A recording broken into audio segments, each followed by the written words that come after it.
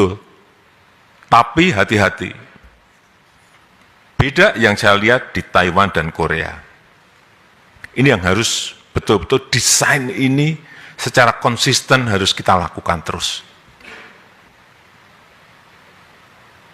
Yaitu satu, membuat negara lain bergantung kepada kita.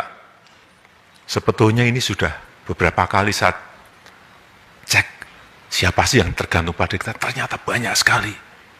Begitu batu bara, kita stop 2 minggu saja, yang telepon ke saya banyak sekali, kepala negara, Perdana Menteri, Presiden. Oh ini tergantung, kok banyak sekali. Saya kaget juga. Urusan batu bara. Begitu juga minyak, CPO. Begitu kita stop, ya karena saya harus stop. Banyak pertanyaan dari luar, dari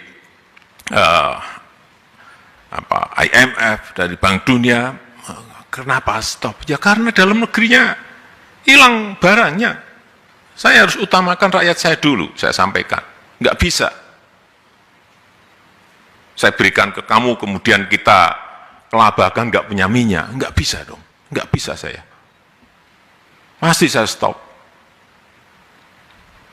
Banyak yang menyiapkan itu keliru, ya terserah, nggak apa-apa. Pendapat orang berbeda-beda. Saya rakyat saya utamakan. Dan ternyata sampai sekarang stabilitas harga minyak goreng kan juga bisa kita lakukan tanpa harus cap. Bisa. Saya cek kemarin di 2 pasar baru sehari 2 hari kemarin masih di 14.000 dan sebagian di bawah 14.000. Kembali lagi ke keterbukaan.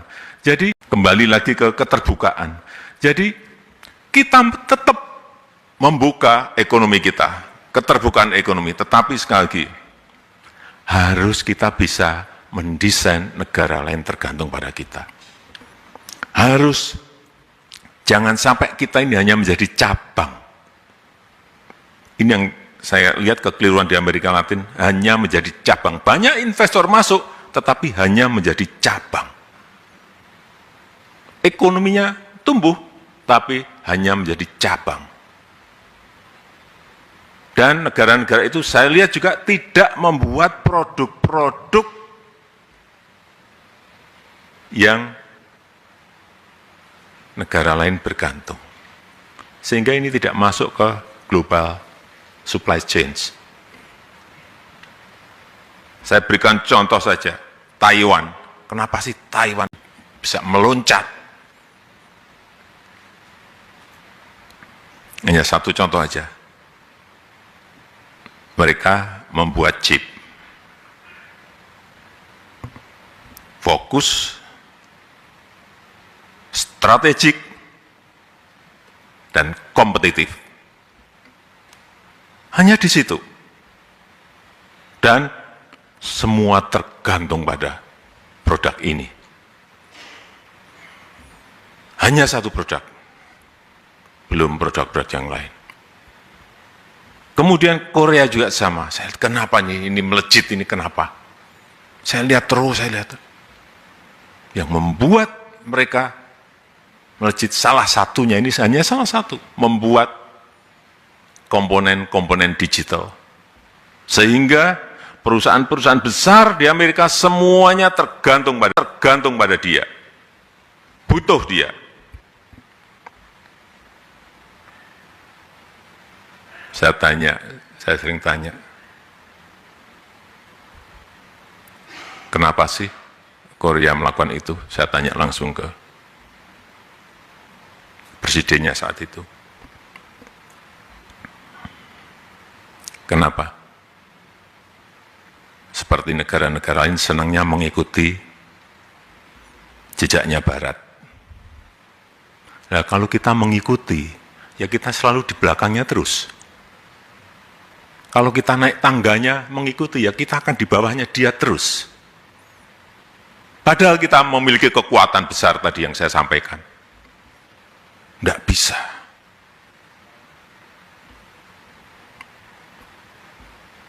Apalagi berangkatnya aja paling belakang, ngikuti ya di belakang terus.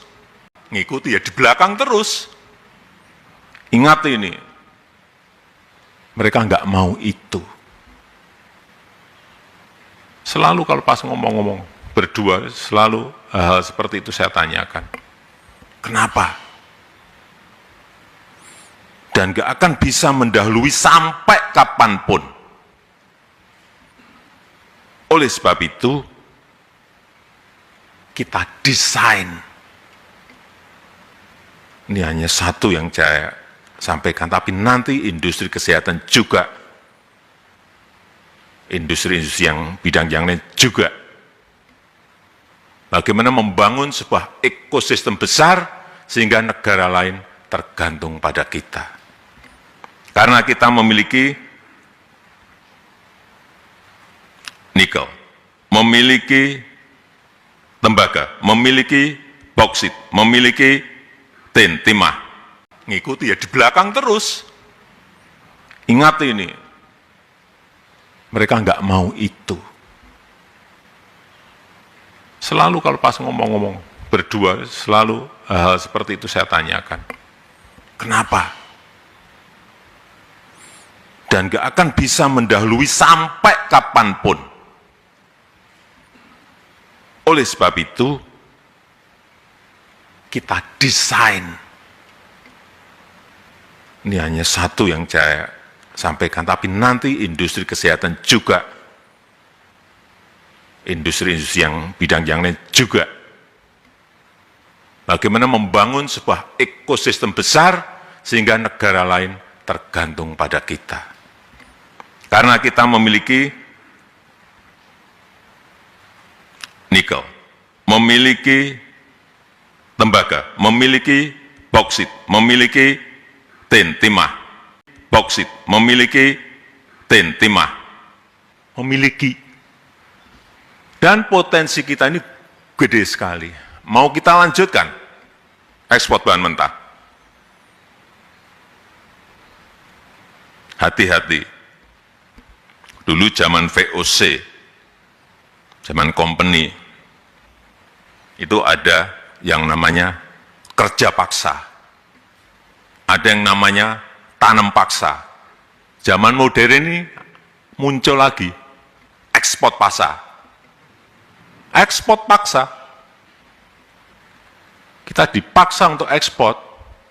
Loh, ini barang kita kok. Memang, sudah saya sampaikan kemarin, kita kalah. Tapi apa kita langsung pengen, berhenti saja? Enggak. Saya sampaikan pada Menteri, banding urusan nikel.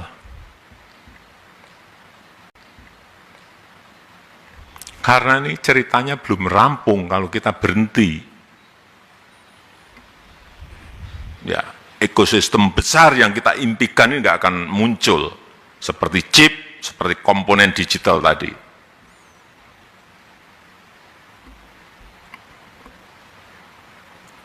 Ekosistem besar. Karena, sekali lagi, nikel itu kita reserve kita nomor 1.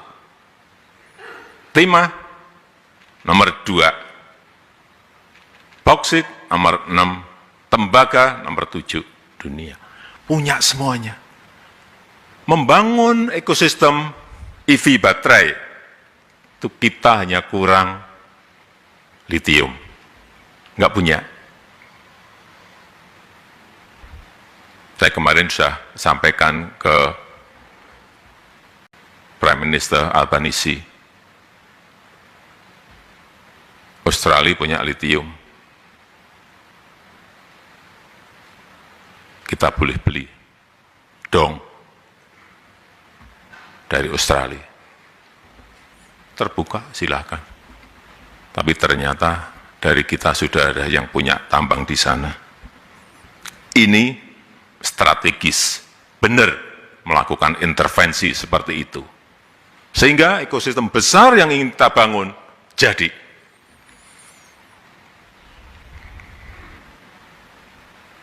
Grafit juga sama, sintetisnya bisa kita produksi sendiri sekarang. Artinya ini sudah jadi.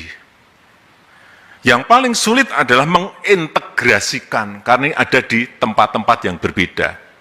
Ada tembaga di tempat-tempat yang berbeda. ada tembaga di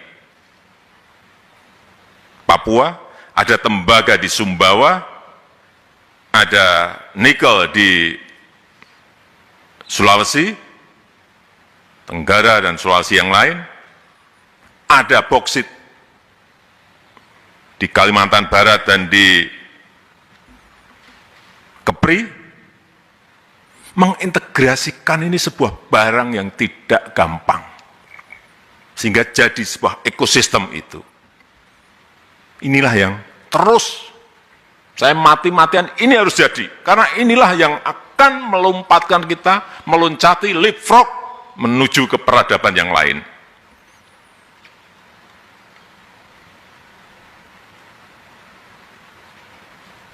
Saya mati-matian untuk ini. Begitu ini jadi, saya sampaikan kepada Menko Marinvest, kepada Menteri Investasi, tidak usah kemana-mana memarketingi masalah investasi. Mereka yang akan datang ke kita.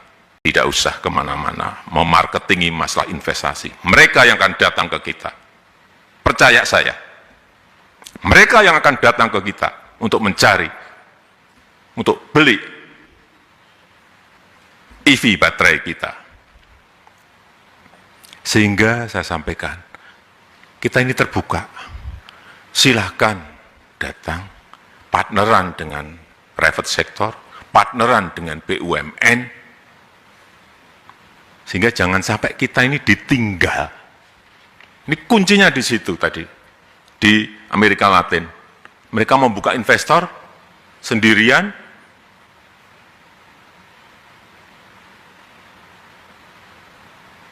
bertahun-tahun menikmati teknologi, nggak ada transfernya,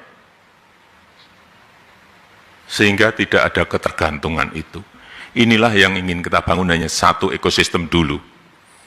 Belum nanti ekosistem yang berikut-berikutnya. Satu ekosistem dulu. Belum nanti ekosistem yang berikut-berikutnya. Kalau ini jadi, percaya saya, perkiraan saya 2026-2027 kita sudah kelihatan lompatan ini akan kelihatan. Akan berbondong-bondong masuk industri, karena industri otomotif ke depan, baik itu sepeda motor, baik itu mobil listrik, sepeda motor listrik, mobil listrik, itu akan menggantikan mungkin lebih dari 50% dari demand dari pasar yang ada. Inilah yang harus kita tangkap. Begitu ini jadi, saya kemarin hitung-hitungan, saya hitung, berapa sih? 60% mobil listrik, kendaraan listrik akan tergantung kepada EV baterai kita. 60% dari pangsa pasar yang ada di dunia. Inilah kekuatan besar kita.